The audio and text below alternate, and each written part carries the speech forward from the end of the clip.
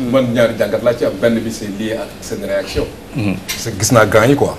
On ne personnalise pas l'autre extra. Et donc ça, si tu l'appliques aussi à l'enseignant.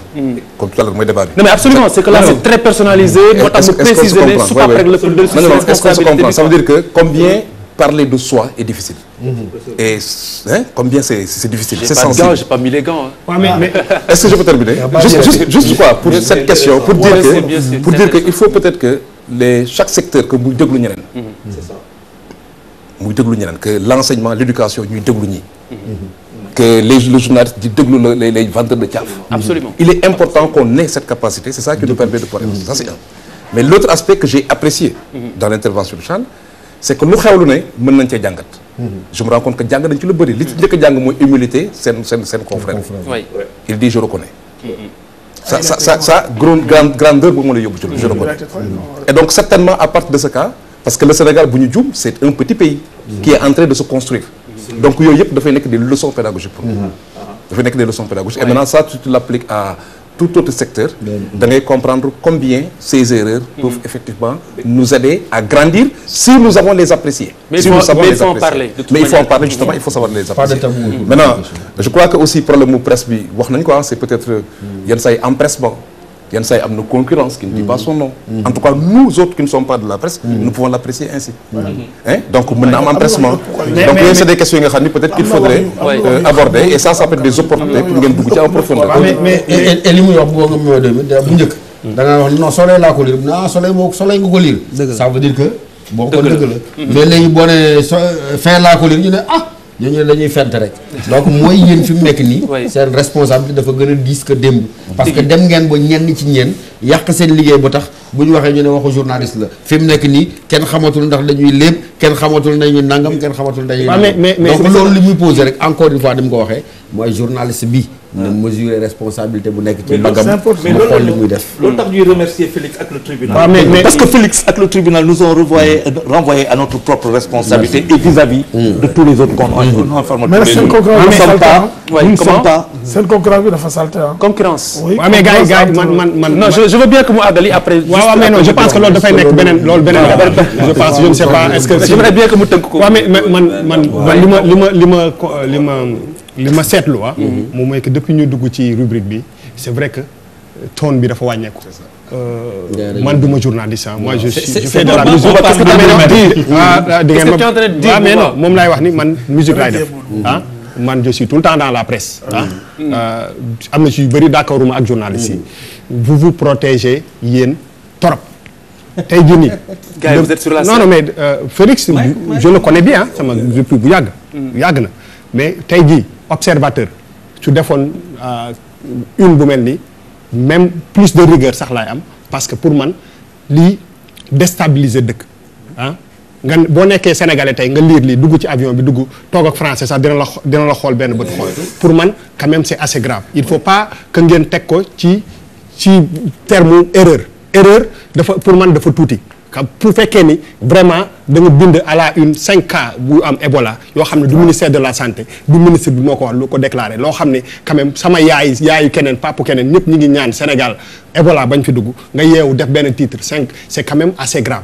oui maintenant état bi def na li muy def mais ça n'a rien à voir avec beneen organe wala dara mais c'est quand même loo xam ne yéen journalistes yi il faut pas aussi ngeen minimiser ko wala ngeen teg ko ci benn kii. non attention c'est-à-dire boobu. xam nga maa ngi doon wax léegi sànq man bi may wax j'ai parlé dans ce sens dama ne cas Zale les gens en ont fait un traitement normal ñuy télé yi rajo yi les gens ont traité l'information telle quelle. topp ko ba au fond. maintenant di nga ne est-ce que on l'a pas peut-être amplifié davantage. mais yéen seen tonalité voix yi ça change.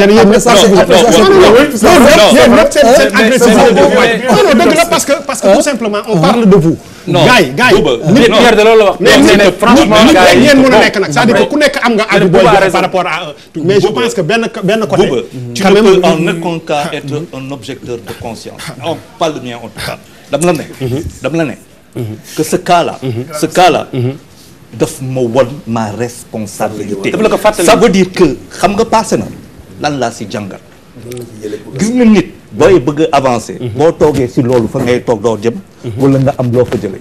ça veut dire que dama ne je remercie parce que ça veut dire bu dee da nga ko fàtte woon ça me ramène à la réalité ça veut dire c'est une claque bu fekkente ne nit ñi dañu foog que Félix rek moo ko jël on se trompe loolu tax ma ni nous tous journalistes on doit remercier le tribunal pour ce qui a été fait parce qu'il nous rappelle à notre propre devoir il nous rappelle à notre propre responsabilité mooy doo toog tey di xool loo xamante ne passé na nga koy tiré da ngay toog nga xool nga xam ne voie bi mooy lii mooy sa voie c'est une voie nag qui n'est pas facile parce que dañu nekk ci jamono boo xamante ne dafa compliqué maintenant dafa am gravité quand tu dis 5 cas xam nga am na loo xamante ni ñun ñoo fi wax il faut que ce gouvernement là se réveille mais quelqu'un qui s'appelle Adama Sow l'a écrit sur le site GFM.sn parce qu'on ne sentait pas le gouvernement bouger et ça je le dis. mais ça c'est autre chose. non je le dis. non ça n'a rien à voir ak mettre un titre sur. non ça veut dire am na benn cas bu gën a symbolique parce que aujourd'hui le cas c'est tassé ça c'est réglé mais damay ñëwaat si des personnes ressources des voix autorisées dans la corporation ak même syndicat Synpics les champs. On dit on se solidarise dañ koy jàppale parce que loolu c'est dans la corporation mais. il a fait une erreur grave. mais wax nañ ko. Bouba je crois que xëy na si vous. man toute la presse. man li ma wax dafa clair dama ne depuis ñu ngi fi toog depuis début émission bi ñuy wax affaire yu étudiants yi tonal affaire bi le volume était beaucoup plus mais aujourd'hui on parle nga gis que ni ngeen commencé da ngeen raay affaire bi c'est-à-dire que ngeen bëgg ngeen bañ ko dañ ko raay honnêtement da ngeen ko raay bon la wan mais da ngeen ko raay mais da ngeen ko raay dañ ko raay parce que c'est quand même bon il faut ñu dem de responsabilité sociale il faut ñu dem c'est le sentiment de Pierre aussi mais ça veut dire d'accord naa yow sérieux qu'on a accordé à cette question là moo tax gars yi nag ne lii am na solo boo xam ne nañ def ndànk parce que man mbirum journaliste dama ne lii bu fekkee du dëgg bon c'est quand même très grave Bouba ragal ko Félix mais Bouba yow sànq da nga ni Biram da nga ni seen concurrence dafa salte wax nañ ko loolu la ñu tëjee loolu nga expliqué waaw non mais mooy li ma la xam nga concurrence mooy lan ku ne bëgg nga xëy jaay say journal le maximum ba titre da ngay xool lu doo xool li ngay wax lan la yaa ngi xool lu non si dégg nga Sénégal dañoo yaakaar ni ñoo nekk au-dessus de la population kenn du leen tudd yéen journalistes yi kenn du leen tudd kenn du leen wax te ngeen bu ngeen xëyee topp ci papay jàmbur yi doomu jàmbur yi di nóoti te kenn du tudd pour ak raison non xam nga lan la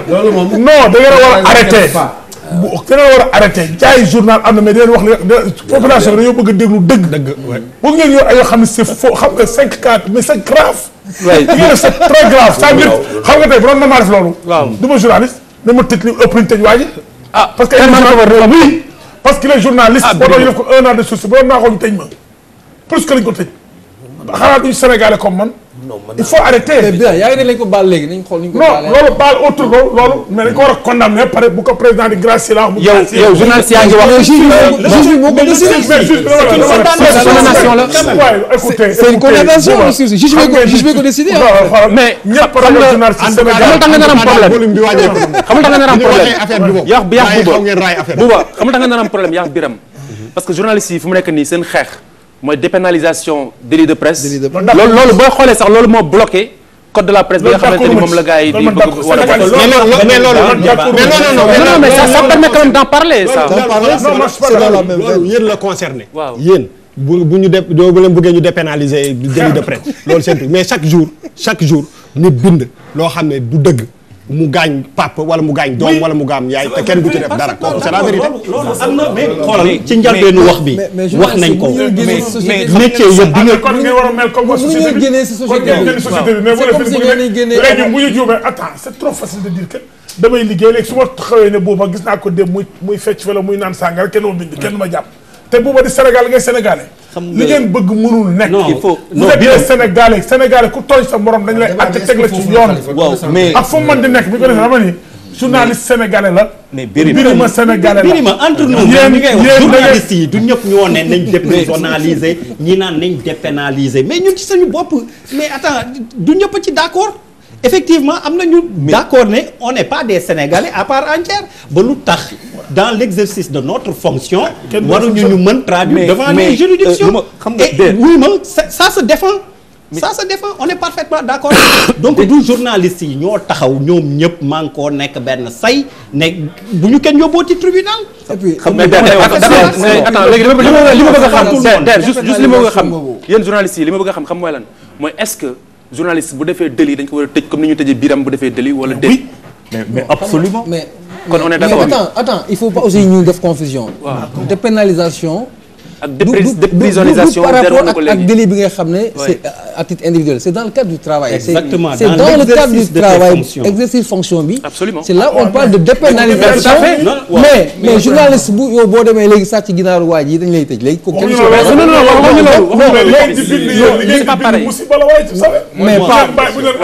mais bëri na yaa wax fii léegi ne.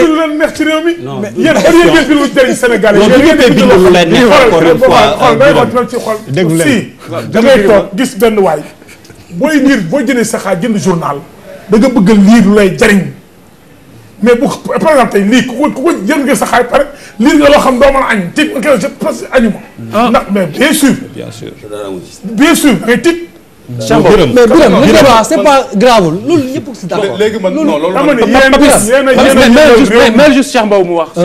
Birame nag attention Cheikh après ngeen ko tontu Cheikh. non en fait man weesu naa loolu c'est juste dire nan la ñuy traiter genre situation yi mel nii. c'est ça aussi qui m'intéresse parce que bon mettre ko fii en avant. sur le plan pédagogique est-ce que du fixer aussi parce que quand une information n'est pas avérée. Je suis tout à fait d'accord avec vous. Comment on traite ça loolu aussi je crois que question la bu am solo bu ñu demee ba tranché ba d'accord que ni du loolu. donc est-ce que c'est pas une information à chercher à dafa mel ni enseignant bi bon bëgg corriger élève bi def faute ba ca réécrire faute bi ci tableau bi da koy fixer fii ki nga xam ne déggul français comme ñuy suivre parce que TFM est suivi un peu partout qui soit fixé par ça cette information là et ça pose pas de problème. Très bien donc là nga traité aussi voilà beneen point bi nga xam ni si la ñu war a jàll parce que tam ak ñuy rattrapé mooy rapport bi nga xam ni intellectuels yi si Sénégal maanaam ñi nga xam ne dañu am njàng am nañ ko ñoom ak pouvoir politique bi intellectuels yi bu ñu waxee intellectuels yi dañuy gis ne ñaare bu nguur faloo bu président faloo dañuy ñëw si wetam wala daf leen di oo ci wetam pour jàppale ko waaye dañu xam ni bu ñu doxee ba si kanam rek dafay am ay juwaatloo ay jàppante ba yenn yi ki daan jàppale président démb moom mooy dellu gannaaw di ko sànni ay xeer lan mu war a nekk taxawaayu intellectuel bu président faloo dafa war a xaar mu oo ko daf ko war a oo mu daw ñëw si ànd ak moom liggéey. non moi je pense que mën naa ci wax. mën nga si wax kay. xam nga avant net intellectuel nangam Sénégal lañ dañu am ngor ak éthique politique la su ma ànd ak yow ñu bokk wutandoo réew ba ñu gañee dañuy ànd ñu gouverner intellectuel bi ànd woon ak yow wala àndoon ak keneen dem toog opposé wu Sénégal li ñuy def mooy boo faloo du intellectuel rek même baykat yi boo faloo dafa am ñoo xam ni xaay la ñuy wut wala nguur la ñuy wut soo faloo ñu jaay seen ngor topp la foo dem ñu topp la loolu du intellectuel du leneen nit dafa war am lu mu gëm nit dafa am lu mu doomu aadama dafa war am lu mu gëm. très bien am fu mu nekk professeur loolu yow la gis rapport intellectuel yi ak pouvoir bi. ay rapport yu doy waar la parce que ñaar la yoo xam ne mënuñ ñàkk a ànd bu ñuy wax kay dañuy xalaat ci yan anam la ñu war a ànd. parce que boo ne nguur ne intellectuel mais ki nekk ci nguur di doxal ay politique di ko lal mu xam ne war a jël askan wi fokk ay intellectuel ànd ak moom mais problème bi mooy est-ce que ànd ak nguur jig na intellectuel bi parce que xam naa li tax ngay poser débat bi mooy li fi xew temps yi gis nañ ñoo xam ne ay intellectuel lañ àndoon nag ki nga xam ne mooy njiitu réew mi kaw mu baraloo waaw kaw également professeur Malick Ndiaye kaw Malick Ndiaye xam naa yooyu tax ngay wax donc loolu boo ko seetloo mooy li ma la wax ay rapport yu difficile la pourquoi ay rapport yu difficile la parce que fële yow position bi ngay nekk sa xam-xam moo la koy may boo xesee ñëw bu ci nguur yi non seulement sa xam-xam mais da ngay nekk ci benn position boo xam ne position de pouvoir lay doon position de pouvoir boobu nag boo moytuwul mu phagocyté wala mu aliéné sa liberté ak sa indépendance intellectuelle donc li ñuy wax mooy intellectuel mënta ñàkk ànd ak nguur waaye buy ànd ak moom na continuer garder rôle lu sentinelle garder rôle ki nga xam ne mooy ki xam comme mooy ki xam moom moo war a wax moom moo war a dénoncer moom moo war a critiquer parce que loolu moom mooy tax nguur gi. boo dénoncer ñu dàq la. waaw déet boo déggee ma ne mooy dénoncer. xam nga bu fekkee da ngaa jël cas yooyu nga jël. ki nga xam ne mu ngi jege nguur. man bu fekkee da nga maa wootee te may nga ma nopp. ma war a wax nga may dégg yow laay waxal donc bu ma ne critiquer bu ma dénoncer day fekk ma nekk sa wet ba pare di la wax li nga xam ne moom laa gis muy ay ñaawteef ay njuumte doonte fekk na yow am naa sa nopp bu fekkee am naa sa nopp bu woo moom mooy président de la république mën naa ñëw heure bu ma neex ma fëgg buuba heure bu ma neex ma jotaay ak moom ne ko nii ak nii ak nii sa doxal baaxul mu déglu ma jëfee ko aw ma droit taxaw ci mbedd mi di wax loolu taaruwul bu fekkee itam damaa dem bo nag xam ne kii mënatumaa yegsi ci moom def na ñàkk sama digganteeg moom su ma waxee du ko dégg boobaa nag du ma xaar nga tekki sama ndombo tànk man maay tekkil sama bopp sama ndombo tànk waaye rôle intellectuel dafa nekk rôle bu diis parce que ki ñuy woowee intellectuel mooy ki xam nag moom mënta noppi di gis seen ay ñaawteef ki nga xam ne moo xam itam moom dafa war a servir de guide maanaam dafa war a leeral askan wi nga xam ne ñoo fa nekk loolu moom mooy rôle intellectuel waaye comme ma jox der léegi maanaam équilibre bu xaw a jafe la nag boo newul ci biir dina am benn liberté de ton boo xam ne di nga koy am très souvent mais boo nekkee ci biir am na ay intellectuels yu ko réaliser mais c'est un équilibre souvent très précaire et très difficile à réaliser nga jege nguur ba pare am sa liberté boo xam ne boo gisee def na li deful parce que conception bi sénégalais am ci nguur mën na nekk da ngay wax dëgg mooy idéal mais gis nga professeur dafa tënk na problème bi Khalifa déjà boo delloo ci à l'origine ñoom sax ci philosophie la dooree ñoom ñoo doon jëkk nekk les premiers intellectuels de la cité bi ñu doxee jamono di jox ñuy waxu intellectuel yi am léegi ay borom xam-xam bind nañ ci lu bëri ñoom Sartre Foucault wala Bourdieu boo leen jàngee li mu ko wax rôle éveil ak conscience collective bi intellectuel war a am ci problème nag bu mu mënti doon soit muy domaine bi nga xam ni yàlla may na ko ci xam-xamam wala tous les domaines ndax jaar-jaaram ak njàngam moo ko may dañu war di éclairer askan wi di éclairer tamit ñi jiite ba tax na dañ demoon ba comme ñun presse bi ñu naan pouvoir ou contre pouvoir intellectuel yi pouvoir la woon mais pouvoir bu ñu dugal ci biir pouvoir u nguuru ni mu koy waxee nu muy mujjee problème bi yëpp fa la nekk booy seet intellectuels yi ñu war a am influence lañ dans la marche d'un pays et auprès des présidents boo xoolee Bernard-Henri Lévy Sarkozy affaire u Libye bi ak Kadhafi mais Bernard-Henri Lévy moo ko ci dugal du keneen ko dul moom et donc c'est Bernard-Henri Lévy quelque part qui a tué entre guillemets Kadhafi absolument par le truchement de Sarkozy on revient donc chez nous est-ce que intellectuels yi ndax ni ñuy jaxasoog nguur gi mën nañ fi am gëdd googu ak bu ñu xamee ni it ni lu ci bëri politique da koy lal souvent te boo duggee ba ci biir it nguuru ni mu wax mu neex ndax waa ji am nga noppam ndax yaa ngi koy wax li mu bëgg dégg wala yaa ngi ko pour rek ñu noppi loola y a toutes ces questions qui se posent bu ñu demee tamit ba jéggi le Rubicon dugg ci politique seetlu nañ ni ñoo xam ne lañ pesé wuñu lu bëri wala duñu pesé wu jamais sax ils sont tout le temps à côté du président mais qu'est-ce qu'ils pèsent électoralement entre guillemets au plan électoral souvent ça frôle le zéro légitimité médiatique kese la ñu am xaw ma parfois intellectuel ça me fait rire un peu quoi ça me fait vraiment rire quoi xam nga l'intellectuel derrière il y a l'homme il se réalise sa condition sociale da koy réaliser par le rapprochement avec la politique l'intellectuel j'en ris c'est-à-dire c'est la faillite même de l'intellectuel. Mais c'est pas une définition d'intellectuel. Non, attention, c'est pour cela que je... Non, loolu tax ma wax la. Non, kay ma wax la intellectuel waaw mën nga am intellectuel. Waaw, mais waxuma la définition intellectuelle, dama la ne celui qui se prétend intellectuel, c'est différent. Munoo boo amul probité morale. C'est le plateau de probité morale. Non, ça veut dire. Donc je vous encourage. Je mets d'accord. Intellectuel, non, moom ay idées conditions sociales non, je suis amélioration de la condition sociale. Parce que qu'est-ce qui arrive? Ça veut dire un chat on l'appelle un chat. Intellectuel boo xamante ne si nga nekk intellectuel doylu si lu nga nekk. dañ leen compter. bëri nañu woon. aujourd'hui dafa mel ni yéen a ngi bëgg d'accord de. aujourd'hui dafa am fu ñuy dugg ça veut dire que on oublie l'homme. c'est-à-dire que tant que yaa ngi fi on oublie l'homme. on oublie da nga ne intellectuel fàtte nit ki. L'intellectuel ce n'est rien qu'un intellect qui s'exprime. C'est la restitution d'une somme de connaissances. Ça veut dire munul nekkal leneen lu dul loolu. Maintenant il va convoquer des ressorts dans les ressorts il convoque des valeurs et ainsi de suite il convoque son histoire il convoque sa culture et ainsi de suite et il s'exprime. boo amul probité morale lan nga. qu'est-ce que lan la ñuy xool nii actuellement les sociétés civiles yi justement c'est des intellectuels.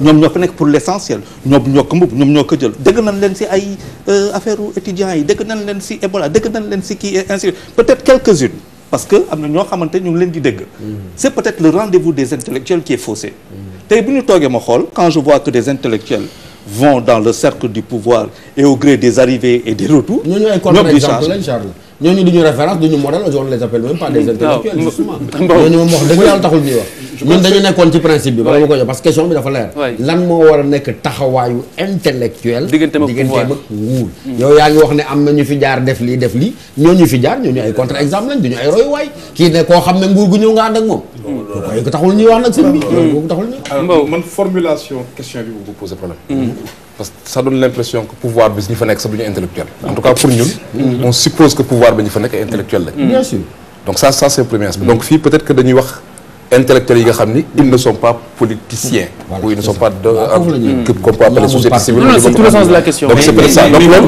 mais dafa am solo pour ñu def monsieur Bow ndax intellectuel yi ñuy wax raxuju politicien ba jeex. non bi may commencé dama ne ñi ñuy woo intellectuel yi nga xam ne dañoo jàng ñoom ñëpp politicien je peux terminer mais kan moo ciblul politicien waaw très bien donc je dis déjà tel que posé même bu nekkee ne loolu nga insinuer il faut ñu leeral ko parce que bu ñu waxee intellectuel à pouvoir dafay xaw a niroog genre opposition et donc ça pose problème ça c'est le premier aspect donc ça super ça maintenant comme tu dis xam nga fi ñu toll intellectuel bi il faut pas aussi que ñu lier ko seulement à un niveau académique non ce n'est pas forcément que ki jàng wala am docteur en ceci c'est ça l'intellectuel tu peux avoir quelqu'un dit analphabète et qui soit dans des dispositions d'intellectuel mais absolument parce que intellectuel mooy ki nga xam ne am na capacité d'analyse analyser mais je crois que ni fi mu laajee question bi régler na statut intellectuel parce que xam nga Sénégal dafay jox lettré ak intellectuel justement moom am na xam-xam comme ni ko deer waxee c'est ça am na jaar-jaar boo xam ne moom buy wax dañ koy dégg xam nga bëgguñ tudd kenn mais boo jëloon par exemple professeur Souleymane Bassirou Diagne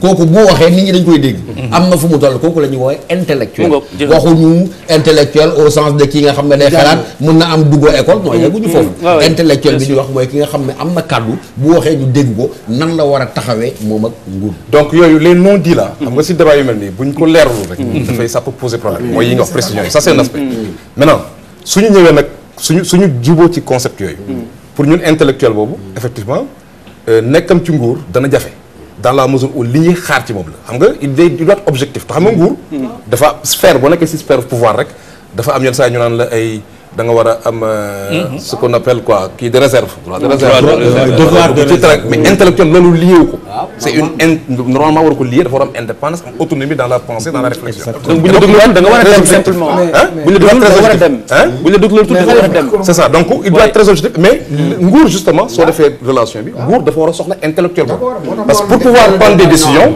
il faut ngay am des positions assez critiques critique ça veut pas dire forcément négatif il faut nga am ay positions ay une lecture plurielle alternative c'est ça qui te permet de mieux décider mais suñuy nguuru Afrique de manière générale on pense que ku am posture boobu rek il est contre moi et donc c'est quelqu'un à chasser et donc ça perception boobu ñu am ci rapport boobu ñuy am par rapport ak les autres les citoyens de manière générale y compris les intellectuels c'est ça qui pose problème donc aujourd'hui nan la ñu mën a fexe ba intellectuel bi continuer di nekk quelqu'un qui soit au service de la cité boo xam ne il fait des réflexions di ko mën de partager di éclairer on parle de PSE mu am ci des réflexions alternatives contradictoires des chocs ba pare parce que loolu moom mooy permettre justement à kooku nga tuddee nguur mooy le pouvoir mu gën a mën a décider mais pourvu que mu am benn approche d'écoute qui lui permet ak mu bëgg a dégg dëgg mais il faut faire aussi très attention on est dans une logique de liberté est-ce que l'activité de l'intellectuel est circonscrite waaw est-ce que moom lu muy yëngu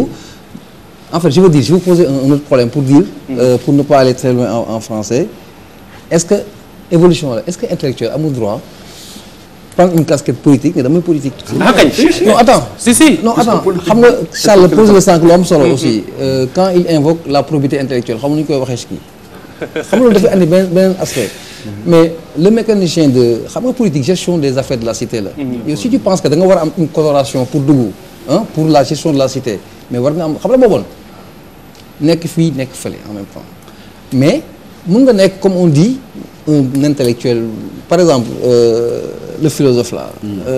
ki ma joxe exemple. Souleymane par exemple. mais est-ce que on lui interdirait demain mu taxaw am une coloration ne damay. il a été conseiller d'Abdou Diouf. kon xam nga loolu aussi il faut qu'on fasse attention. tu peux être intellectuel mais. am nga droit. non c'est pas là le sens de. si parce que dafa nébuleux un peu si. qui est intellectuel qui doit faire de la politique ou pas. dañu dugg ci question sémantique boo xam ne du ñu jëmee fenn. open mind ngay doon peut-être. c'est cela du ñu jëmee fenn c'est-à-dire conviction par exemple intellectuel boo xamante ne da ngay wax li nga gëm. même bu ñu la naree passé loo sous la guillotine da ngay wax li nga gëm. ak nga xamante ne li ko Birame waxee. à l'entame dafay jaay ngorom pour nguuru probité intellectuelle loolu. booy dund booy dee da nga ko respecter parce que sa aqulay taala mooy. probité boobu noonu. mais pour évolution àdduna dafay dox. léegi sentir la tool lii. nga dugg si benn nga dugg si politique pourquoi pas si tout ça. maintenant franchement man tey su may bu ñuy paree du ma kontaan parce que point bu ñu jël rek du sotti.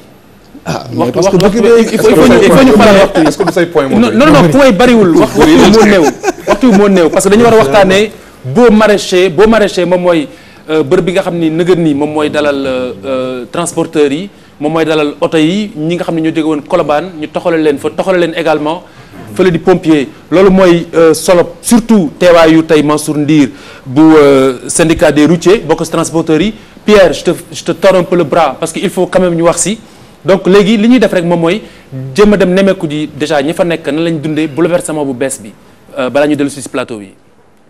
ñoom ñi nga xam ne ñoom lañ jox garage bi ñoom duñ ay nitu oto parce que ay dañu jàng rek jógee université ñëw ñu bëgg leen a jox affaire yi mënuñu ko gérer parce que il faut loo gis dafa am ku ko moom oto chauffeur ko moom ancien chauffeur surtout ancien chauffeur nga xam ne ñoo xam tableau yi parce que da ngay ñëw di bindu sax ñu lay laaj foofu mooy fan. dama daan jógee Colobane ñëwaat ci ma buntu Pikine ma ñëw waxaale car 1500 dem c'est bien boo ko xëy na foofu mooy gagné. mais man li ma gis man loolu moo gënoon yomb mais man lii moo gën ci man parce que adduna buy dox da ngay dox ànd ak moom parce que man dama daan dugg ci parce que pompier dama toog 5 ans yoo xam ne dama ne dootuma fa dugg parce que foo xam ne benn damay dem saw ñu baal ma nag parce que ñun ñoom ba yóbbu kër bi ñuy def saw mi di la xañ ñi lay wax loola naqari kenn organisé wul te ñun ñëpp ñu bokk réew mi. suñu jafe-jafe daal moo di problème mu toilette yi benn amuñu mbaar moo xamante ni fi mu ne tey su doon taw ñu mën see seelu parce que fi mu ne vraiment même fii ñu nekk sax naaj wi dafa tàngaay boo xamante ni da ngay bëgg a toog mais doo am foo toog mbaaret amagu ko boo xamante ni fii ne su doon tawit suñu kaw lay dañuy tawte. gaz bi ñun gisuñu suñu bopp parce que boo dañuy bàyyi sax ñu dugg ci biir gaz bi jënd ticket boo dañuy fayloo téeméer wala 1000 francs mën nañ ko dugg ci biir jaay mais nag wuñ ko bu diggee ci biir ñu dàq ñu bu ñu génnee taxaw ci bunt yi pour bëgg a jaay fi la ñuy fekk ramasse créé ñu ay problème duggoon ci biir fayloo ñu 6000 te loolu dëgg du yoon. ñoom dañoo waxoon ne chaque jour ñaari fan Mali benn fan Sénégal nan ngay fekke nit ci réewum moom waxatu la nii la ñuy doxale yow yaa koy wax nii la ñuy doxale léegi autorités yi lan la ñuy wax. kii nga waxal léegi sama doom la di Malick Sow ñi ko wër ñëpp ay safo la ñu wax na léegi wax ni nun am na luñ ci xam lu ñu xam waaye ñoom am na luñ ci xam te xamuñu ko pourquoi mooy coono bi ñoom ñooy dem Bamako ñooy dem Katt ñooy dem Jama dugg nañ ci gaar boo Marissi bi am na luñ ci séenu woon suñu yaakaar mi ngi ci bëgg a tas. kon mu ngoog léegi man sama première question bi may njëkk a laaj li ma gën a intéressé mooy keroog damay waxtaan ak sama benn collègue mu ne ma sama maam bu bëggee wax beau maraîcher day am problème la moo tax ñu tuddee ko beau maraîcher au lieu que ñu tuddee ko garage Pikine wala garage Lat Dior wala n'importe quoi d'autre beau maraîcher même pas di ngeen dégg léegi si élément bi daf ni garage bu maraîcher donc mu koy adapté si olofam. waaw man de loolu maa ci njëkk a tontu sawar naa ci pour tontu ci. parce que ginnaaw wu nu sant yàlla ba léegi julli ci Yonent bi sallallahu alayhi wasallam dañuy sant nag ñi fi liggéey lii parce que kenn ku nekk xam nga ne yaa ngi voyagé guddi ak bëccëg. xam nga ne pompier meloon. kon bu li taxawee xam ni set na rafet na. baax na nan ko organiser mu baax. amul benn garage bu ñu fi mos a ubbi te coow amu ci. muy benn tur woowu nga tudd léegi man bëgguma sax di jaar. beau maraîcher. waaw ndax mën naa cee juum ndax bokkuma ci gars yi demoon fa la ci cité. bi ci des da nga dugg ci sama domaine. muy transport. mën naa ni 83 ba léegi 83 délégué national la. ba 85 ñu fal ma chargé de revendication au niveau national. donc boobu ak léegi musuma congrès bu ñëw changé poste boobu. musuma changé poste. kon xam naa li nga ma laaj. dama dégg ay wax yu doy waar ci garage bi dama bëgg ñu changé sax tur woowu. tudde ko nit ku baax ci réew mi. muy ku kenn dootul fàttaliku. waaw kay kan la fi sa maam am. muy ku kenn dootul fàttaliku ci àdduna kenn dootu ko fàtte. ku ne xam na ni daara yi bari woon na sëñ Mourtala Mbacké. soo ko tuddee woon tey gaaru ceer bii di nga def ci Sénégal lu rëy loo xam te ni ku jóg ni mi ngi. benn proposition mu ngoog am na yeneen proposition am na yeneen proposition yu nar a ñëw. fan la tur bi jógee kan moo ko proposé comme il est dans le milieu. en fait bërëb bi ni mu rafetee. bërëb ba la li mu tolloon fi mu ne nii li mu def ci Sénégal li mu mel ci réew mi war nañ ko tudde kenn ci réew mi koo xam te ni ku ñëpp di xool la. ku ñëpp bërëb ba moo bërëb ba moo jox tur bi garage bi parce que ay dafa am ay tool la woon. voilà tool la woon maraîchage la woon àll bu déggee pire la ay tool la woon yi tegal leen toppal leen voilà ñu garde leen war a bàyyi tur woowu seet ko ku baax tudde ko muy sëñ Moutala mi nga xam ni da doon defal ay transport ci daara yi kooku waaw kay laa doon xalaat man waaw kay yow man je pense que tur bi d'accord am na problème mais xam nga lu mën di am dañ ko war a waxtaane chauffeur si nekk foofu ay liggéeykat lañu liggéeykat boo koy yóbbu foo xam ne xamu ko lu bees la da nga war a waxtaan ak moom wan ko waroon nañu yóbbu nit parce que boo seet le premier jour yi métti na ci chauffeur yi métti na ci client yi bien que garage bi lu baax la pompier ñun ñëpp xam nañu Dakar nekkatu woon taaru Dakar fi mu nekkoon pompier dafa waroon a tuxu parce que boo seetloo am na ñu daan jógee Tëngéej di ñëw pompier am na dëkk Pikine man Pikine yaroon naa fa di ñëw pompier pourquoi tey nit ñi waruñu mën a jógee Dakar dem foofu voyager. léegi waxtaan bi ndax yaakaaru leen yow Ndiir yaakaaru leen waxtaan bi dafay jafe parce que boobu ba tey ñu ngi dégg góor a xuma d'ailleurs waroon nañ ko am mais jotuñu ko puisque joxoon nañu accord am mais jotuñu ko si téléphone bu ñu déggee mën nañu woo avant ñuy pare donc ni nga ni tey yéen ñaar yéen a ngi bokk ci CNTS FC yéen ñaar ñëpp. non bokkuñu. non li ma bëgg a wax mooy yéen ñaar yéen a ngi bokk.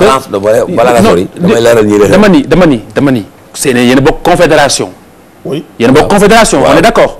waaye ku ci nekk yaa ngi jël sa bopp ak say nit féete boor moom mu nekk syndicat transport routier c'est ça yow nga nekk syndicat routier. waa léegi bu ñi war a waxtaan ñan la ñuy waxtaanal. c'est ça aussi bu ngeen boolewul seen biir dafay doy waar. ci lay wax ak yow man du ma wax parce que góor la ñuy waaw ay Alassane Ndoye y a tout ça. mais góor la ñuy dégg booba tey c'est que cas bi ma intéressé nii muy cas CNTS FC. yow sa mbokk confédération ngay waxal. mais yéen bu ngeen boolewulee dafay doy waar pour ñu wax ak yéen. waaw da ñuy may tuuti kon. comme ça cas CNTS FC da nga dugal moom dafa ñuy may tuuti ma développé loolu. très rapidement waaw. parce que li tax CNTS FC benn rek la woon ñaari CNTS FC amul woon.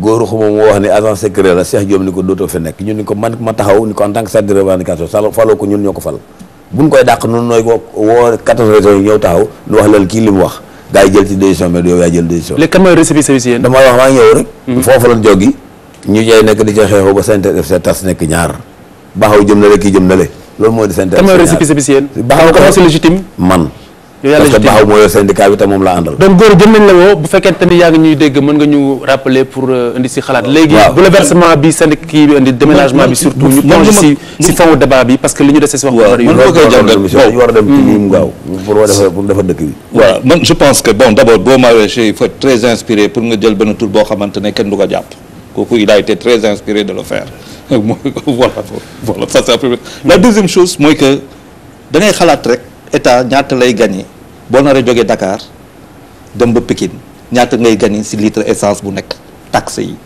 c'est-à-dire que il faut voir aussi que si biir état dafa am ñoo xamante ne seen xel dafay màcc bu baax macha allah l'état est en train de voir lan lay gën a def taximan yi dinañ kontaan transporteurs yi dinañ kontaan. parce que pour nga dem foofu doo ko dox. si oto ngay jël. station de essence yi di gën a jaay. donc ça veut dire déjà ça donne une idée. mais pas parce que dafa yokk Charles. waaw damay ne rek. waaw damay ne ça veut dire que boo gisee tali yi ñu koy defar. c'est normal lii am. boo xoolee ñu defar tali yi péage tali yi di dem investissement loolu la. c'est que état bi dafa teg ay ko maintenant peut-être que nit ñi dinañ ko joytu il faut que ñu am prix boo xamante ne du difficile pour les populations ñu xool boo xoolee 1500 oto yu fa nekk ñuy dem. boo jëlee ñaata nit la fay yóbbu par jour oto boo xoolee 12 oto muy 15 000 à 17 000 personnes yoo xamante ñu ngi dem tu imagines tout de suite l'économie que ça fait. bu ñu jógee ci loolu ñu xool tam désengorgement parce que bu jógee fii mooy dafa désengorger fii. beneen économie moo fay ñëw tegu. dégg naa 28 tours de 10 étages lañ fa war a tabax. 28 tours yi lan. 28 tours. non ay tours la defe naa ay tours lañ fay tabax. ay tours 10 étages. beneen problème xëy na lay posé est-ce que Dakar waa yi ñoo fay dëkk est-ce que ay sénégalais ñoo fay dëkk wala ñeneen ñoo fay ñëw dëkk si ba pare Dakar waa yi ba ci dëkk Dakar loolu lépp dafay woon rek que il y a un projet peut-être qui ne dit pas son nom qui est en train de se mettre en place sous nos yeux man loolu laa gis beneen affaire bi mooy que bu ñu fàtte que dafa am aéroport bu bees benn délocalisation probable bon peut-être avec le temps d'une capitale qui est en train de se déplacer capitale économique laa bëgg a wax en train de se déplacer donc loolu yëpp boo ko xoolee je pense que en termes d'économie c'est quelque chose qui me semble très intéressant bon man dugg ci ay détails économiques mais dans le principe maîtriser wu ma bu baax mais li ma jàpp mooy bu fekkee volonté modernisation la lu baax la lu ñuy rafetul la parce que quand même il faut nga def ay infrastructures dañoo nekk aux normes internationales parce que ku nekk xam na ne li xewoon fii pompier ci benn norme fii amul toilette muy fii mécanicien fii station d'essence lu jaxasoo la woon donc état bi bu fekkee vraiment dafay moderniser on comprend que wax dëgg yàlla dañ ko war a accompagner bi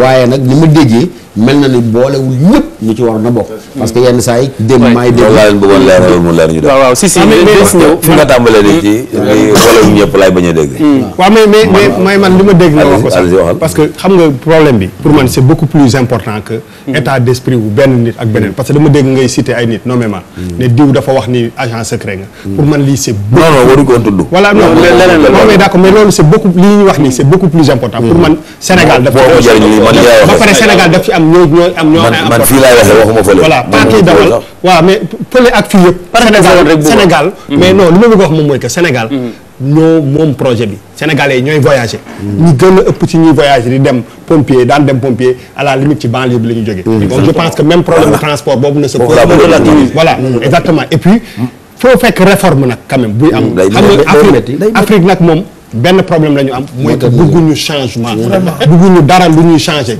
dina metti mais il faut que nit ñi comprendre que ni affaire bi il faut mu laaj loolu balaa ngay def am na il faut nga toj ay jaakatu pension amatuñ fu ñu jaayee waaw mais d'accord la moo nekkoon seen problème si mbir mi si taxu bi Khalifa waaw li buuba wax bu ko fàtte débat bi dafa am ñu ñuy déglu ñoo xam te ne daf leen amal njariñ dafa war a ubbi bopp nit ñi pour ñu xam lan moo tax garage bi jóg garage bi dafa am solo ci réew mi li mu defar moo ëpp li mu yàq début boo gis nay metti surtout ku tàmmaloo lu neex nga ni kaay jële ko ci koo xam ne sa bopp nga doon liggéey di encaisser sa poche ñu ne la marché la mbaaye ji moo gagné marché bi moom lañ koy jox dañ embauché ñi fi nekk balekat ba sax embauché dañ ko embauché mais coxeur yi ñu embauché doyul maa ngi dama ne di dund ci lu dëgguwul ba dëgg ñëw da ngay muñ coxeur dafa existé wul bokkul fenn xam nga kër lan moo créé woon regroupement yi man maa ko créé maay wax ci télévision laay wax Sénégal léegi muy léegi daam loo moo fi nekkoon ma ànd ak moom depuis 83 loon nu fal Sam Anne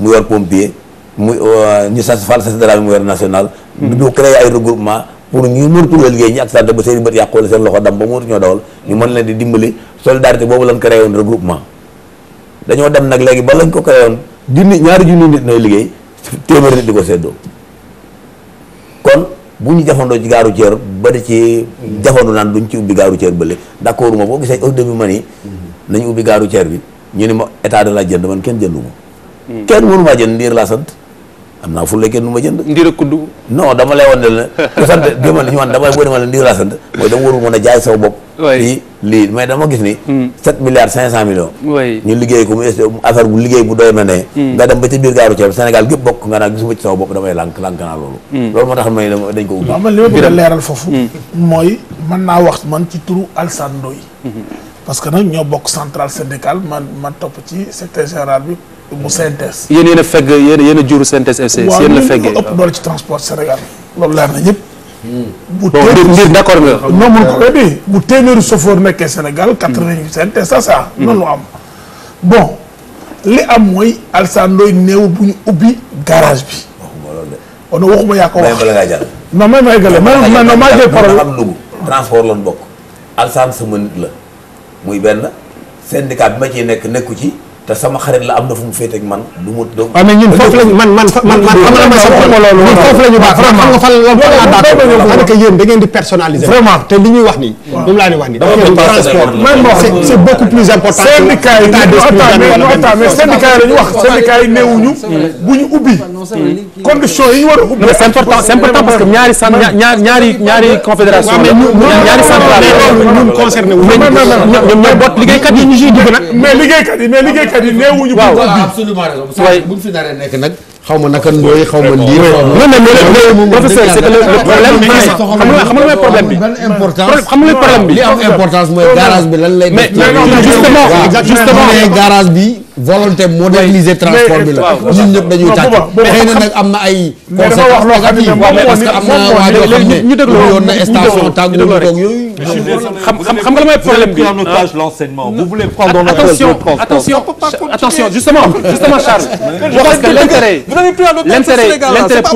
l'intérêt pour moi que yéen ñaar ngeen wax si ci turu CNTS ak CNTS FC mooy yéen ñi nga xam ne yéen a fi toogal liggéeykat yi yéen a fi toogal nguur gi donc yéen la ñuy yónni ngeen di waxi donc war ngeen wax aussi ñu dégg li ngeen di wax lu mu doon. parce que man bëgg sama tor ci loolu moom moo ni moom bokkul ci ñi bañoon c'est ça normal. ñu ubbi garage bi. waaw loolu ma réagir loolu. négociation état bi. voilà xam nga loolu laa bëgg mu leer. waaw que ñun xam nga boo xee loolu te ñun ñu bokk ci syndicat yooyu war te mu toog fi. yéen lu ngeen si doon war non bañuñu ko d'accord nañu pour ñu ubbi ko. mais bu ñu koy ubbi aussi. liggéeykat ya fay nekk war nañoo sàmmoo seen ak seen yelleef. ay liggéeykat lañ ci réew mi. am ay droit ci réew mi. bu ñu toog ubbi loo xam ne aussi liggéeykat ya fa nekkoon bu ñu gisul seen bopp ci li ñuy ubbi. mais nañ taxaw nag nguur gi taxaw wax ak ñun. loolu moo am mais kenn bañu. mais yéen ñëpp d'accord rafetlu ngeen mais quand même ma lañ ko ubbi ay liggéeykat dafa ne daan seen doole mais war nañoo xam li ñu ubbi fan lañ leen jëme. mais Birima c'est le travail. arrêtez de prendre en otage dëkk bi. ça veut dire syndicat non c'est-à-dire ceinture de sécurité sax bëggu leen ko takk. taximan non c'est-à-dire mais attendez c'est-à-dire il faut Birima wax na fi lu am solo. dafa am benn affaire boo xamante ni dafay dugg si benn cadrage macroéconomique wala microéconomique et tout ça. modernisation xanaa économiste la moom. modernisation la ci nga imaginer di am fooy teg xaalis di am loolu yëpp lu am solo la xam nga lan lay teg ça veut dire dafa am dañu dugg si modernisation pour que budget bi gën a mun a jël pour gën a mun a jox askan wi hôpital gën a mun a jox askan wi école gën leen mun a jox tali. et le problème qu'il y a mooy loo xamante ne dafa am si biir l'enseignement ngeen bëgg ko reporter encore si biir le transport vos contradictions personnelles. c'est-à-dire sénégalais yi loolu. waaw non parce que ñoom ñoo fa nekk dama ne ñoom ñoo fa nekk bu ñuy wax dañuy tànnal yéeg looloo tax loolu xam nga sànq bu nga toogee ñu ne kii bu ba ne journaliste dafa kii yooyu mais c'est normal. on ne fonctionne pas comme des syndicalistes. ñu analyse c'est-à-dire il faut arrêter bu ba poser na fi benn problème on est devant un projet national. Je suis d'accord. Vous ne pouvez pas venir prendre en otage ce pays, les syndicats, les travailleurs et tout ça, mais je suis désolé, le problème que vous posez n'est pas un problème. Le problème, il y a peut-être 15 ans, on avait une chaîne de télé, vous te donne RTS. Xam nga Sénégal, kenn du la ne bul kaas. Nekk leen 3, ne kii am na ku daaneel mur bi fii gars yi jox la micro bi teg na ci télé bi. Kaas moo gën a yomb. Finalement, anarchie la. tout le monde Sénégal foo taal journal boo taal télé boo taal. bëgguñu lu baax non pas bëgguñu lu baax mais kaas dafa neex xam nga yomb kaas dafa yomb. ñu teg la micro bi teg la écran nga naan caméra bi nga naan dugg na fi génn fi mais est-ce que objectivement voilà objectivement li ñuy kaas ci télé yi ak ci rajo yi ah boo la neexee nga wax sa xalaat bu la neexee ñu teg la ci journal bi nga ñëw télé ñooy am nañ problème. non am nañ problème moom mooy bu mag c'est-à-dire que aujourd'hui gars yi kaas dañu war a vraiment segg lu jar kaas ñu parce que kaas ñëpp ko mën man mi su ma génnee fii ne waa ji xoos na sama oto kaas gars yi ne way pourquoi mu xoos sa oto nga jax wax dafa yomb y a beaucoup de télé aujourd'hui y a beaucoup de radio nit yi dañuy kaas li ñuy kaas des fois c'est pas pour population mais c'est pour des personnels et ça ne sert à rien du tout. mais quand même il faut mu leer xam nga dafa am benn amalgame bu am ci affaire bi garage bi Sénégal yëpp ñoo ci ànd chauffeur si mais ñoom ñoo gën a bëgg lu leen yokk da ngay xam ne chauffeur bëggul environnement bu baax bëgg na ko mais quand même boo wutal lu baax. mafia y avait une mafia quand même pompier amoon na fa mafia. waaw non man question combien d'emplois ngeen di am. finalement parce que vous ne dites pas tout ah da ngeen di nëbb ay il faut nga tontu Charles de. déglu non moom na ko tontu ma ne ko. kon may ma wax ak ñoom transport may ma wax ak ñoom transport. transport la ñuy laaj. baax na dama wax ni. waaw gare routière bu bees bi laa wax. Alassane Ndoye nee na bañu ko. ay conditions loolu indi. mais bu ko bañoon tam mais moom moo signé xëy na ay protocole d'accord waaye moom musuma bañ waaye ma di leen xam ne la gare routière bu bees bi ku ko bañ ku nekk dafa am lu tax nga bañ ko mooy lan say intérêt. c'est intérêt personnel mais c'est ça man li ma d'accord li ma doon xeex loolu. pour mu gën a leer en fait esprit bu ba c'est vrai dafa ne du pour Massamba du pour borom Ndiaga Ndiaye bi du pour c'est pour les Sénégalais. beneen question bi mooy est-ce que où sont les propriétaires des véhicules. véhicules ak état seen véhicule parce que seen véhicule ba nga xamante ni dama ne chauffeur bi ànd na ci ubbi gi borom oto bi ànd na ci client bi dem ànd na ci pompier kenn dëkku fa. kan moo si àndul. maa ngi ñëw rek coow la woon ci suñu biir rek jubóo noonu noo ngi liggéey. waaw dama xam kan moo ci àndul. maa ngi ñëw rek léegi d'accord ngeen mafia bi d'accord. non musuma bañ ki bañoon bara ki bañoon nangu na. mais kii non man dogguma la xam nga lan mooy sam problème. c'est-à-dire que yow yaa ngi naan kii bañ yow ñu ngi waxu intérêt national c'est-à-dire que ci laa mais en commun nu mu amee solo nu mu amee doole yow nga taxaw fii ci plateau bi naan kii waxoon d'accord ngeen si boobu d'accord ngeen si boobu maraîcher musuma ci bañ musa d'accord si boobu maraîcher musuma bañ pour la may bañ non est-ce que d'accord nga si boobu maraîcher tur bi d'accord laa wax ah parce que bu ma tudd sax parce que da ngay bañ a juum ma ne li tax ma d'accord si waaw mooy garas boobu boo fa duggee par rapport ak gom pompier ni meloon dootoo bëgg a dellu si biir mais li ngeen def c'est grave li ngeen da nga jaxase bopp Sénégalais yi. comment ça. non bëgg a boole syndicaliste yi. Sénégalais non bu leen jaxase syndicaliste yi doon wax. ak réew mi. expliqué dégg ma wax la ñoom musu ñoo wax ni pour ñu ubbi garage bi. dama wax ne la liggéeykat bu nekk.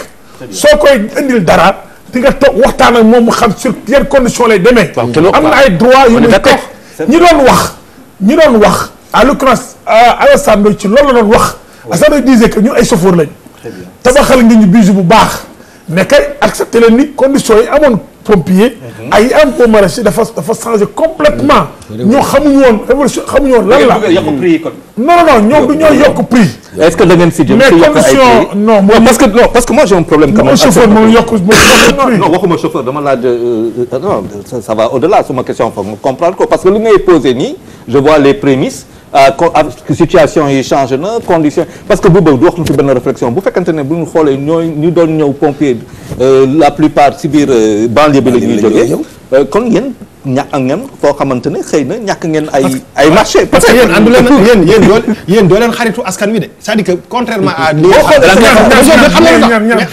ñi jël transport en commun aujourd'hui bu ci 100 francs wàññi moom ci moom la c'est-à-dire que il faut pas que aussi yéen ngeen foog ni vous êtes les alliés de la population bul ni yéen ñi daal mais dëgg la prix yi nit koy fay non li ñëw si fonctionnement bi mais Ndir ma expliqué fonctionnement bi Ndir expliqué le fonctionnement gaari bu ñu ñëwee dañuy jënd ticket. gaaru ceer bi li ñu fa wax lépp dara bokkul ak li ngeen di dégg nii dara amu ci. waaw. leeralal affaire gaaru ceer bi. boo jaaree da ngay ñëw yéeg. soo yéegee si biir dañ lay enregistré nga dem. jamono yi ñu toll nii machine bi posé bagage sax amagul ba tax na chauffeur yi ñooy waxaale seen bagage ñoo ko enquêter seen bopp kon li ngeen di dégg yëpp. daan parewul da pare na pourquoi parce que noo ngi ci biir moo gën fan nekkoon la jëlee lépp dañuy kër sax da nga koy liggéey dëkk ci biir di defar. kër sax da nga koy liggéey ba mu pare dëkk ci biir di àggale. mais na muy fonctionner laa wax. maa ñëw rek ni muy fonctionner laa la wax. da ngay ñëw nga bindu soo bindoo bu sa tour jotee boo yebee ba fees da ngay jaar te gisee ba fay fooy kii fooy de route. lan la mooy lan kii bi ngay li ngay fay ngi nii. te li ñuy fay nii moo gën a néew li ñu daan fay bu njëkk. oto bi ci gën a seer bi ci gën a moo gën bi ci gën a seer 10 000 francs la. 10 000 francs waaw déglu baax li ma la expliqué. 7 places moo fay 10 000 wala. 7 places déedéet 7 places bu jëmee Bakel moo ci gën a sori. bi jëmee Bakel mu ngi fay 3 000 francs. léegi benn question rapidement avant ñuy avancer est-ce que loolu répercuté wu na ci client bi non non par exemple man su ma répercuté wu na ci bagage ci bu dee ngeen seen li ngeen di fay dafa wàññeeku damay développé mu leer client bi fii la gën a yombee ci moom bu bagage am réeré danañ ko gis non ci prix bi lañ wax prix bi lam naan fay dara yàqu ci non pas est-ce que dara wàññeeku na ci parce que li ngeen di fay dafa wàññeeku c'est-à-dire que waa prix bi am nañ ci bénéfice ñaari yoon ci oto bi mooy lan non da nga ne yow da nga ne li ngeen daan fay dafa wàññeeku léegi li ngeen daan ñàkk ci àll bi waaw non feuille de route bi li ngeen daan fay avant moo gën a bëri li ngeen di fay léegi xam nga li ma lay tegtal li bu ma la ko tegtal la leer nañ dama ne Bakel moo ci gën sori cette place bi mooy fay 3 000 francs ñaata ngeen daan fay avant kooku li mu doon fay daanaka mën na ay dem ay 8 000 7 000 waaw léegi benn question moom mooy léegi ci loolu wàññeeku est-ce que ci passe bi répercuté wu na question bi leer na très bien maa ngi ñëw rek passe du lu koy defar passe état la non buuba laajul loolu dafa ne est-ce que voyageur bi dina yëg ne yéen li ngeen daan fay wàññeeku ne ndax dina feeñ si poosam loolu non attends feeñ ci poosam feeñ na ci poosam nan la feeñ si poosam mooy lan bagage am du réer. waaye du réer. maa ngi ñëw waaye tukki pour sa bagage réer non parce que li wax nii. waaw maa ngi ñëw ay du réer. maa ngi ñëw sa bagage réer. kenn du ko yeggale maa ngi ñëw rek kenn du ko yeggale te doo nañ ko yóbbu fu mu jëm ñun nag du ñu yokk. waaw mais bien man de foo dugg oto sa bagage du réer te fi nga dem da nga fa bëgg a dem. bu la accident dal loolu kenn waxu ko mais dama ne. tey di nga am sécurité bay dem. waaw mais est-ce que li ngeen di fay wàññeeku na mais est-ce que client bi jël oto bi. li wàññeeku si yéen est-ce que wàññeeku na si client bi ou non pour ñu seet ndax gis nañ suñu bopp wala déedéet. ndiir affaire yi tax na mbir garage bi amoon mais c'est notre garage baax na trop am na car climatisé non lépp baax na waaw même mbir non maa ngi yow bi man fi ma li ma bëgg la ko mooy damaa dégg ngeen di damaa dégg leneen luñ fi waxaat ñu ne dañoo tere oto yëpp ñu daw man lenn laa doon bañ lenn lay bañ horaire yi laa bañ ñu éliminer ko munul nekk parce que horaire dafa am lu ñuy dimbali ci population bi horaire yi mooy ñu nekk si koñ yi horaire yi ñoo ñu nekk ci koñ yi waaw ab dëkk dañuy jógee ci bii ab ba ci penc xam nga penc kan moo xam penc ci yéen. penc man am penc da dugg àll bi dem ba ca penc ma. taxaw fa waa dëkk yëpp ñëw jël seen yóbbante jël dugub bi jël dépense bi loolu mooy horaire. waaye horaire boo xam ne day dem jumaa yi Tuubaa wër ko ñëw dem pont Faidherbe bu ñëw taxaw kooku dal di Dakar kooku du horaire.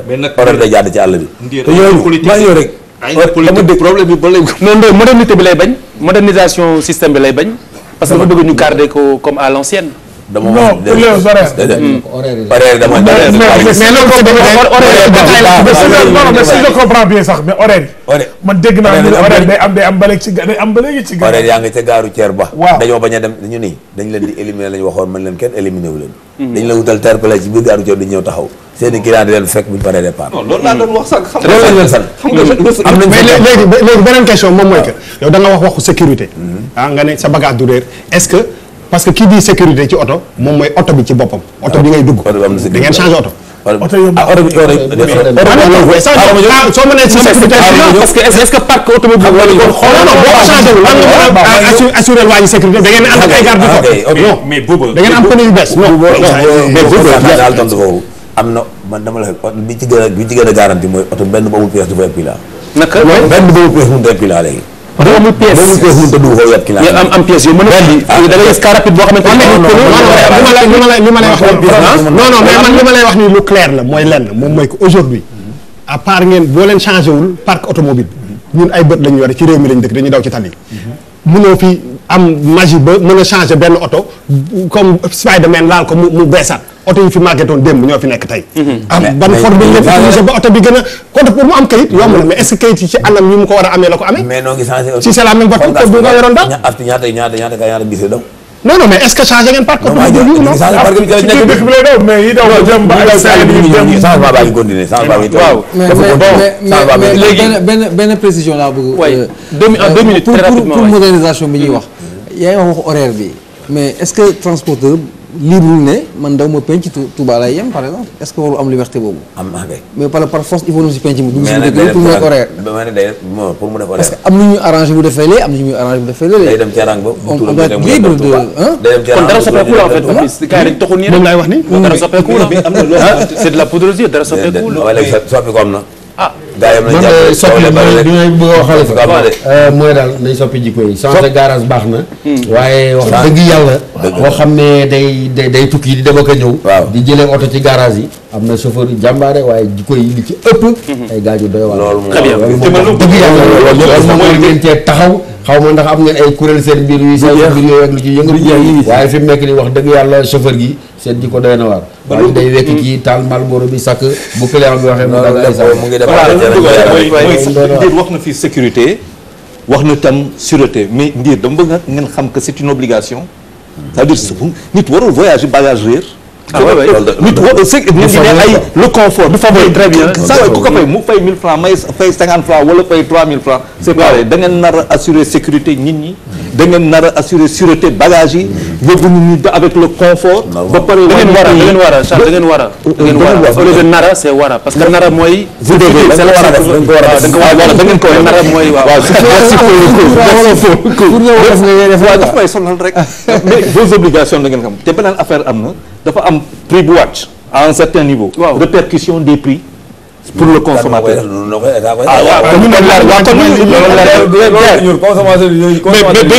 mais kii wax si. waa ji day wiiri rek. waaw day wiiri xëy na sa gis-gis la Khalifa mais daal man li mu ci bëggoon wax mooy l'homme est naturellement conservateur mais progrès moom mënuñu ko bañ et boo maraîcher ni ñu koy waxee garage bu bees boo xam ni avancement la mais léegi les mesures d'accompagnement qu'il faut vraiment moom la nit ñi di xaar aussi bien pour le voyageur mais pour li muy wax le transporteur maanaam li moom kaar yi ak ñiy dawal et préoccupation ñi ñu gis aussi ci micro trottoir bi dégg leen am na chauffeur yoo xam ne des commodités parce que fa la différence bi nekkee tamit ce sont des espaces de vie te boo maraîcher aussi balaa ñu jàll si beneen point ñu préciser rek ne boo maraîcher c'est vrai que nguur gi fi nekk am na méritu réaliser ko mais projet boobu non mais Diouf bàyyi na ko fi Abdoulaye Wade jéggi ko 98 ñoom ñu àggali ko jeex na waaw mais priorité transport au Sénégal du garage en fait parce que transport au Sénégal problème du Sénégal ci wàllu transport mooy les accidents du soit de la sécurité du soit de l'accès loolu tamit mais pour yokk ci li ngay wax pour man problème fu mu nekk moom mooy que amul assez de rigueur bu jógee ci état dem ci quand je parlais de propriétaire gis nga oto yu gën a màgget Sénégal yi su gën a yàgg mooy oto de transport gis naa da ngay gis 505 non attends 505 bu mu wàcc 405 mat na 25 ans oto bu am 25 ans en principe waratoo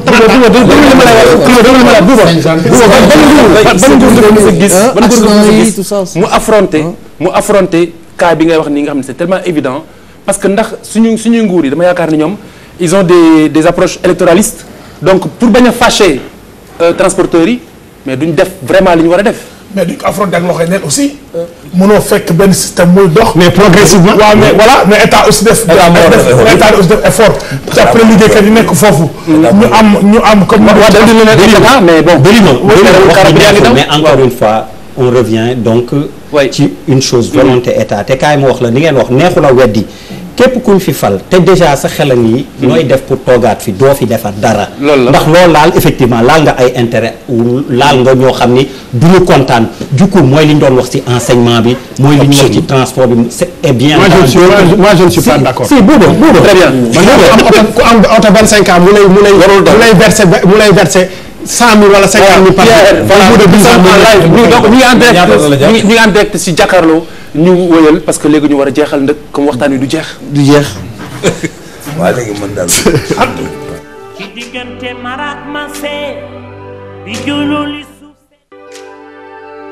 alors ñu découvrir ndoo balaa ñuy jeexal suñu rubrique gis-gis bu mujj moom la ñu tëjee bi si njëkk moom mooy bi nga xamante ni moom moo bàyyi ko ci mouvement Y'en a marre waaye Y'en a marre lii la ñu wax nee nañu caat bu Y'en a marre sax moo ko wax nee ne ñoom ñu ngi doon xeex monarchie.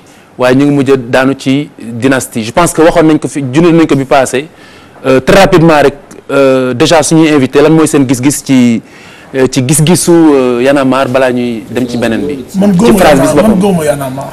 gëmoo Y'en a marre non parce que Y'en a marre ay bluff la. très bien léegi phrase bi loo si wax yow. non xam nga loolu amul. ñu ngi doon xeex jóge fi teg fi sa doom léegi nag njaboot moo ñu. non loolu amul xam nga il faut être sérieux man faruma na leer tout de suite. foo far man faruma ci. parti Macky Sall bokkuma fa. Sénégal yi may déglu xam nañ loolu. très bien donc c'est très bien. on est au Sénégal. il faut respecter les électeurs sénégalais. jeex na d'accord. chaque Sénégalais am na boobu c'est pas parce que c'est le frère de Youssou Ndour ka warul taxaw ci Médina ne yéen a ngi wala fal leen na. Biram bu waa Guédiawaye wala waa Saint-Louis toogee ak seen liberté. Biram deux phrases rek nga. non deux phrases rek attends Y'en a marre dañu koy réunir en otage. très bien alors Charles deux phrases. en deux phrases. ça n'engage que ceux qui le disent. très bien Bouba. man de lii naan olof naan ku ndóbin rey sa maam booy séenee lu ñu dawal su ma doon président de la république dinaa éviter jël sama famille di ko dugal ci biir pouvoir pour mettre les gens man je dis ce que je pense. bon moi ce que je pense mooy nit ku ne da ngay tontu en tout cas nduróog li nga doon c'est-à-dire que si tu avais des principes parce que Y'en a marre dafa am ay principes yoo xam ne war a doon liggéey il faut qu'ils continuent à surveiller leurs principes c'est ça qui est essentiel donc waru am benn détournement par rapport à leurs objectifs puisque justement phrase bi en soi yow la si xalaat. J'ai pas d'appréciation particulière à part que il est essentiel effectivement ils l'ont rappelé que li nga xam ne moo fi xewoon at yi weesu. que ku nekk di ko fàttali ko aussi. c'est important. professeur. waaw man li may wax rek mooy comme ni mu ko waxee dama koy jàppee ne mission d'alerte la rek. parce que ñoom c'est des intellectuels engagés donc bu ñu yaakaaree doxalin réew mi am na loo xam ne sikk na ci mais bu ñu ko waxee man gisuma ci benn problème. te contrairement ak li saa waay wax léegi tekkul dara et cetera déet bu ñu delloo tuuti ci ginnaaw quand même historiquement. am na rôle bu yanama joué. yow jeexal nga say phrase léegi déglu Birame am na rôle bu yanama joué. Birame jeexal nga say phrase. professeur doon théoricien yéen a ngi débordé ñoom ñu porté ko. génn ci mbedd ci mbedd incarné ko. man moom problème de savoir. est-ce que wax nañ dëgg est-ce que waxuñu dëgg. très bien est-ce que d'accord naa d'accord ma comme ni mu ko waxee ils sont dans le rôle de vigilance et d'avant-garde nañ leen ci encourager. man dama dugg pour développer trop mais damay wax ne nous sommes dans une logique de démocratie. Ils sont libres de dire ça mais wax ko taxul mu am wala mu bañ a am. c'est une appréciation individuelle à voir si am na ou pas. appréciation bi defe naa émission bi passé waxoon nañ ko ci buuba def ci delluwaat professeur delluwaat ci lu tey xel la donc président moom la ñu fal moo war a def lu dal xel nit ñi eh bien pour ñu bañ xalaat ni ñu ngi dellu ca la fi amoon ba nit ñi def fi liñ fi defoon ba li am na jël ay Massou dañu doon xeex ku doon bëgg a teg doomam léegi ñu ngi tabbi si njaboot. non man du ma dugg ci ñaari côté man fi may waxee mooy ñoom am na lu leen taxoon a jóg mission la ñu ñëwoon. mission boobu nañ ko suivre bu baaxee c'est très bien bu bonee nañ ko wax. ñu jàll si ñaareelu kaddu gis-gis bu ayu bés bi. moom maître Aïssata Tall Sall dong la jàpp ne moom mooy li ngeen gisul si moom voilà mooy maire bu Podor ginnaaw bi cour d'appel bu Saint-Louis confirmé Racine Sy comme maire bu Podor ndax élection bi dafa amoon contentieux Ablaye Der. du point de vue du droit mënuñu ko jox tort parce que jusqu'à ce que recours bi maître Aïssata Tall Sall effectivement dugal auprès de la Cour suprême moom mooy maire Podor donc difficile de dire le contraire jusqu'à nag Cour suprême rendre verdict. man Khalifa c'est pas la phrase en tant que telle qui m'intéresse li may fàttali rek mooy ñun dañoo jël politique di ko ndékkee di ko añee di ko reeree donc le problème dañ ko bàyyi politique man boo ma joxoon nguur gi tout de suite xam naa dañ ma attaqué suba damay tas parti politique yi parce que ubbi ay parti politique comme dictature mais lii tam dictature la politique suba politique midi politique ngoon lu nekk nga ne yàlla jaabul derrière mais kañ la ñuy liggéey kañ la ñuy defar réew mi non déclaration politique là en fait politique c'est politique c'est vraiment politique. séparation des pouvoirs. man loolu la may rappeler parce que commentaire yi autour de cette phrase c'est que justement ba léegi gars yi gëmuñu ne cette séparation des pouvoirs est une réalité dans ce pays il faudrait effectivement qu'on le dise. absolument. ña àndoon démb ñooy nga ñeente tey donc pour man on est toujours dans ce cercle vicieux là tey bu la arrangé nga dal ci kaw kii bu la arrangé du nga dal ci kaw kii mais objectivement je pense que. kon fan lañ jëm. xam. non, je rejoins d'ailleurs, c'est une lecture juridique. Idrissa Seck a raison, on attend la Cour suprême. On verra après. En tout cas, Sénégalais yi li am mooy doomi aadama yi dëkk Podor ñi ci ëpp Aïssata Tall Sall la ñu voté pour mu nekk maire Podor yoon nag am na ci réew mi bu fekkee am nay manquement ñu jox ko mais bu fekk koo laaj Sénégal kuy maire Podor comme li ñuy wax c'est Aïssata Tall Sall. alors Ndir bu ñu jeexal. man mën naa gàttal ci wax jooju. ndax man jànguma droit laa jàng. droite. jànguma droit laa jàng te moom ko na. kon ok droite. merci beaucoup kon tàggu naa leen gërëm naa leen. merci. bi jululi suuf seddee lañ gaawantu fatu mi ngi doon gar